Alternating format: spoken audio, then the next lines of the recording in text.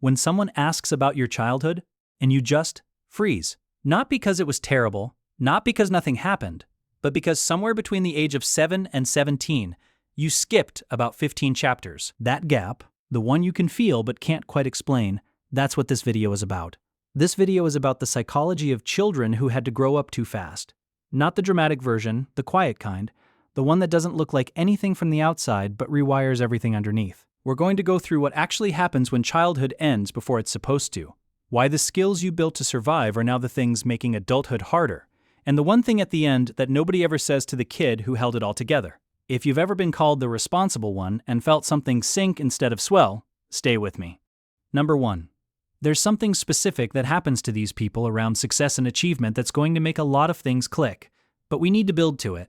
Here's the thing that doesn't get talked about enough. Growing up too fast doesn't always look like a movie. Sometimes it's quieter than that.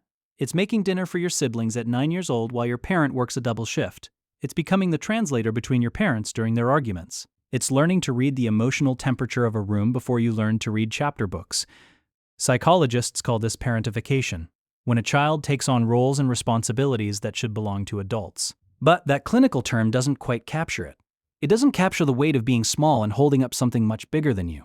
Research on parentification shows that these children often develop what looks like exceptional maturity. But, and this is crucial, it's not actually maturity, it's a survival adaptation. It's a child's nervous system learning to operate in crisis mode as the default setting. What felt normal to you was often someone else's emergency. And that version of you, the one who had to grow up too fast, that part doesn't disappear. It's still running, still influencing how decisions get made, still shaping how you move through every room you walk into. Right now. People who grew up this way tend to notice they became remarkably good at certain things.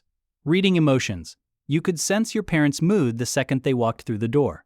Anticipating needs before anyone voiced them. Problem solving under pressure because the alternative wasn't really an option. Those are real skills, genuinely impressive ones. But here's where it shows up later. Those same abilities come with a price tag you didn't know you'd be paying 20 years down the line. Children who grew up too fast often struggle the most with the simplest things, not the big life challenges. Somehow they handle those with their eyes closed. It's the small stuff. Asking for help. Resting without feeling guilty. Being silly. Being carefree. Those feel almost dangerous, because when you learned early that the world doesn't stop for you, that your needs come second, that stability depends on your ability to hold it together, you didn't just learn a lesson. You built an entire operating system around it. And that system is still running. Number 2. And there's a specific way this shows up in relationships that's going to sound uncomfortable. We'll get to that. In adulthood, these people often become the ones everyone relies on, the dependable one, the one who just handles things, the person you call when everything is falling apart. And they're often attracted to people who need fixing, not because they have a savior complex, but because being needed feels like love. It's the only kind they learn to recognize. You might find yourself drawn to emotionally unavailable partners. And before you blame yourself for that pattern, understand this. Unavailable feels familiar. It feels like home, because home was a place where you gave endlessly, and receiving was rare. So when someone offers you consistent love, consistent presence, it might actually feel wrong, uncomfortable, like waiting for the other shoe to drop. That's not a flaw in your judgment. That's a nervous system that learned to equate love with effort, and doesn't know what to do when love just shows up without a cost. There's also this deep relationship with control, not controlling in the toxic sense, though sometimes it can look that way from the outside. It's more primal than that. It's the need to manage every variable in your environment, because unpredictability once meant danger, chaos meant everything falling apart. So you plan, you overthink, you run through 17 scenarios before making the smallest decision. People might call you type A or anxious, or a perfectionist, but what they're actually seeing is a child who learned that letting their guard down had consequences. And the exhaustion, that bone-deep tiredness that sleep doesn't fix, that's not laziness. That's what happens when your nervous system has been in overdrive since elementary school. Your body never learned what true rest feels like, because rest wasn't safe. Rest meant things might fall apart. Number 1, and here's where the success thing I mentioned earlier comes in, because this part is going to sting. A lot of people who grew up too fast have a complicated relationship with achievement. You accomplish things, good things, but it never quite feels like enough. There's always a voice underneath saying, more, better, faster, prove yourself, because your worth got tangled with your usefulness a long time ago. Being valuable meant being functional. Being loved meant being needed. And somewhere in that equation, just being, without producing, without managing, without holding anything together, stopped feeling like an option. And here's the cruel part. The world actually rewards this. Society loves people who grew up too fast. They're productive, independent, low maintenance. They get things done without being asked, but nobody asks what it costs to become this way. You also become fluent in a language most people never have to learn. Emotional labor, managing tension, diffusing conflict before it starts, making everyone else comfortable while you're quietly emptying out inside. And the strangest part? You might not even realize you're doing it anymore. It's automatic, like breathing, except breathing keeps you alive, and this slowly hollows you out. You probably have moments where you're surrounded by people, friends, family, co-workers, and you still feel completely alone.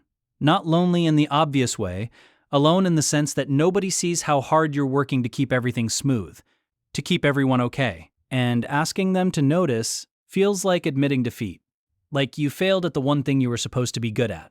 So you keep going, you keep managing, you keep being the strong one. And the weight of that, the quiet, invisible, unacknowledged weight, is the thing that nobody ever talks about when they talk about kids who grew up too fast. Number 3, but there's something you need to hear, something that should have been said to you a very long time ago, and it's coming. So what do you do with all of this? How do you heal from something you're not even sure counts as damage? Because it wasn't one big event, it was 1,000 small moments of being too much and not enough at the same time. First, you grieve. And I know that sounds heavy, but you're grieving something real. You're grieving the childhood you didn't get to have, the version of you that could have been messy and needy and irresponsible and still been loved. That kid deserved better. And saying that out loud doesn't make you ungrateful. It makes you honest. Second, and this is the hard part, you learn that being needed isn't the same as being valued, that your worth isn't measured by what you produce or how well you manage other people's emotions. You are not a human doing.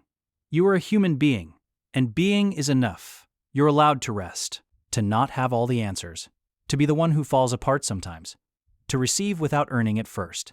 And maybe most importantly, you're allowed to be a beginner at being taken care of, because that's what you are. The fact that you're 30, 40, or 50 doesn't change that you never really learned how to let someone else hold the weight. So be patient with yourself as you learn.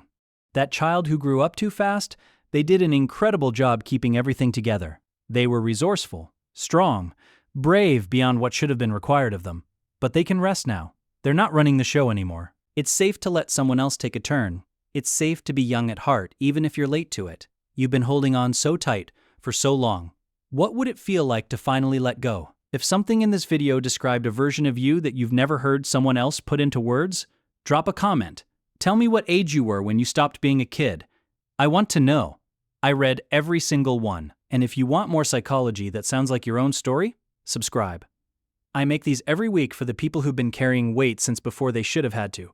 The next video goes deeper into something connected to this, and it's going to land hard. It's right there. Click it.